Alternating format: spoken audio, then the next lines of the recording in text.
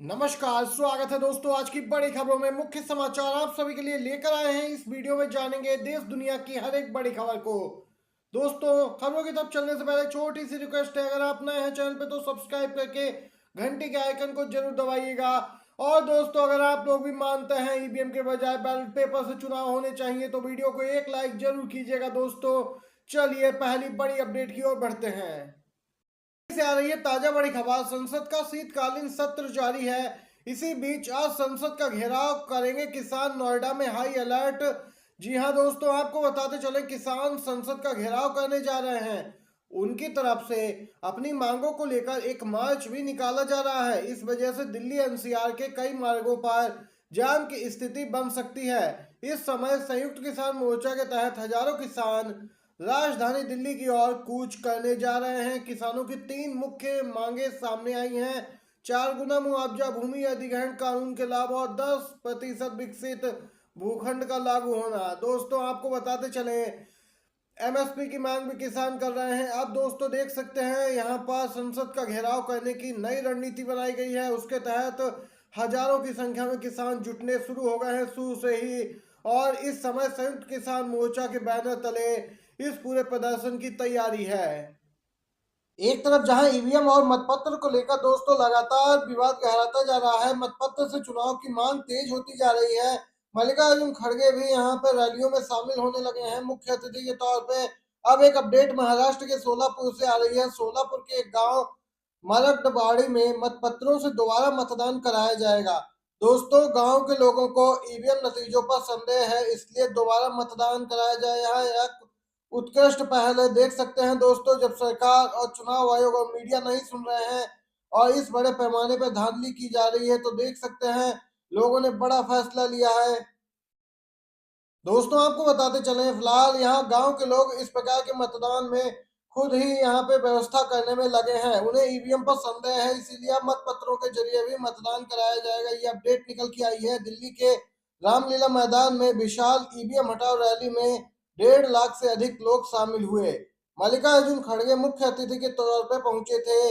EVM विरोधी क्रांति की शुरुआत हो गई है। दोस्तों, बीजेपी कभी ईवीएम से वोट चुराती है तो कभी चुने हुए विधायक चुरा लेती है। मल्लिकार्जुन खड़गे जोरदार तरीके से हमलावर नजर आए। खड़गे ने इस जनसभा को संबोधित करते हुए कहा कि कभी ईवीएम से ये लोग वोट की चोरी करते हैं तो कभी चुनी हुई सरकार ही चुरा लेते हैं। कभी पेंशन चुराती है सरकार तो कभी किसानों की एमएसपी चुराती है। इसीलिए ये बहुत जरूरी है कि हम साथ मिलकर लोकतंत्र को बचाएं, कहना है मल्लिकार्जुन खड़गे का। तो दूसरी तरफ कोर्ट जाएगा मामला। आपको बताते चले महाराष्ट्र विधानसभा चुनाव के नतीजे महायुति के पक्ष में आने के बाद विपक्षी दल इसे स्वीकार नहीं कर पा रहे हैं। जानकारी के मुताबिक महाविकास आघाड़ी के नेता इसलिए लेकर आंदोलन की तैयारी में लगे हैं। इसी कड़ी में राज्य में हुए चुनाव में हारे उम्मीदवार अब कोर्ट का रुख करेंगे। जो जानकारी आ रही है उसके हिसाब से महाराष्ट्र में 20 से ज्यादा हारे हुए उम्मीदवारों ने कोर्ट जाने का फैसला किया है। हालांकि ये तमाम जानकारी सूत्रों के हवाले से है, इसकी कोई आधिकारिक पुष्टि नहीं हुई। दोस्तों, इस दौरान वो वीवीपैट की जांच और ऑडिट करने की मांग करेंगे। एकनाथ शिंदे नहीं मान रहे। जी हां दोस्तों, आप बोले लोगों को लगता है मुझे मुख्यमंत्री होना चाहिए। बड़ा बयान दिया है, अपनी नाराजगी जाहिर की है। आपको बताते चलें दोस्तों, इसी के साथ कार्यवाहक सीएम एकनाथ शिंदे ने गृह मंत्री अमित शाह को अल्टीमेटम देते हुए कहा कि अगर उन्हें राज्य का नया मुख्यमंत्री नहीं बनाया गया तो उनकी पार्टी महाराष्ट्र और केंद्र सरकार दोनों को केवल बाहरी समर्थन देगी। यह यहाँ पर सूत्रों ने बड़ी जानकारी दी है। दोस्तों, इसी के साथ एक और बड़ी खबर जानते हैं। दोस्तों, लगातार मंदिर मस्जिद विवाद गहराता जा रहा है। आपको बताते चले, अब यहाँ पे यूपी के सबसे लोकप्रिय नेता अखिलेश यादव बीजेपी पे हमलावर हुए हैं। अखिलेश यादव बोले, जगह जगह मस्जिदों के नीचे शिव मंदिर ढूंढने वाले बीजेपी के लोग आखिर कैलाश मानसरोवर को चीन के कब्जे से आजाद कराने के लिए क्यों नहीं जाते हैं, आवाज क्यों नहीं उठाते हैं। दोस्तों, आपको बताते चले, लगातार मस्जिदों के सर्वे को लेकर यहाँ पर बीजेपी नेता पहुंच रहे हैं कोर्ट, और कोर्ट भी आदेश दे देता है सर्वे का। और अब इस पूरे मामले पे अखिलेश यादव हमलावर हुए। बोले कि बीजेपी के लोग तुरंत धावा बोले और चीन के कब्जे से कैलाश मानसरोवर को मुक्त करा ले। देख सकते हैं दोस्तों, यहाँ पर अखिलेश यादव ने जोरदार तरीके से इस पूरे मामले पर बीजेपी को घेरा है। अगर आप भी अखिलेश यादव की बातों से सहमत हैं, समर्थन करते हैं, तो वीडियो को लाइक कीजिएगा। दोस्तों अगली अपडेट की ओर बढ़ते हैं। एक और ताजा अपडेट आ रही है पश्चिम बंगाल से। जी हाँ दोस्तों, पश्चिम बंगाल की सत्ताधारी पार्टी टीएमसी की डील हो गई है अडानी और मोदी से। जी हाँ, एक बार फिर से दोस्तों बड़ी पलटी मारती दिख रही है टीएमसी। अभिषेक बनर्जी ने साफ कर दिया कि उनकी पार्टी अडानी मामले में बाकी विपक्ष का साथ नहीं देगी। दोस्तों इसका स्पष्ट मतलब यह है कि जांच एजेंसियों के जरिए मोदी सरकार ने विपक्ष को तोड़ने में पहली बड़ी कामयाबी हासिल कर ली है।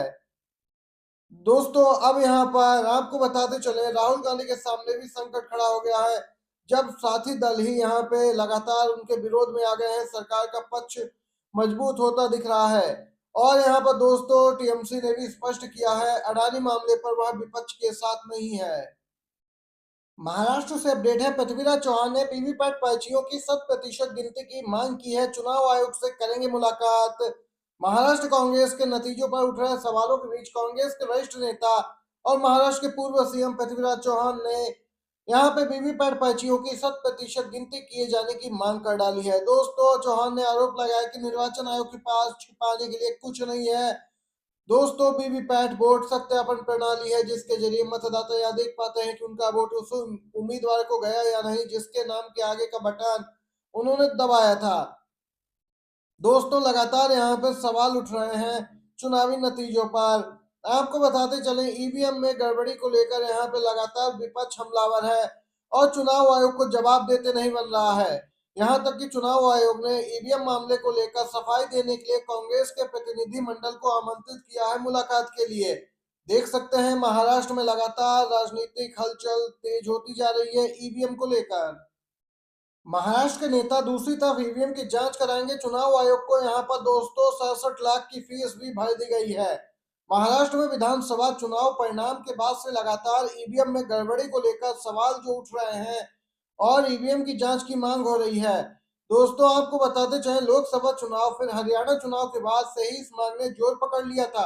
अब महाराष्ट्र में आए चुनाव परिणाम के बाद महाराष्ट्र के नेता बाकायदा चुनाव आयोग के पास मांग करने पहुंच रहे हैं कि माइक्रो कंट्रोलर का सत्यापन किया जाए। दोस्तों इसी क्रम में आपको बताते चले, एनसीपी नेता अजीत पवार के खिलाफ बारामती से चुनाव लड़ने वाले योगेंद्र पवार ने 19 ईवीएम के माइक्रो कंट्रोलर के सत्यापन के लिए जिला प्रशासन को आवेदन किया। इसके लिए बकायदा दोस्तों शरद पवार गुट के नेता योगेंद्र पवार ने चुनाव आयोग के समक्ष 9 लाख की यहाँ पे रकम भी भर दी है, भुगतान कर दिया है फीस का। इतना ही नहीं, राज्य भर के कई उम्मीदवार जो ईवीएम के माइक्रो कंट्रोलर का वेरिफिकेशन करना चाहते हैं उन्होंने कुल मिलाकर दोस्तों 67 लाख की फीस अदा की है ईवीएम की जांच कराने को लेकर। दोस्तों ये थी बड़ी खबरें, मुख्य समाचार। वीडियो अच्छा लगा हो तो एक लाइक जरूर कीजिएगा, शेयर कीजिएगा। बहुत बहुत धन्यवाद।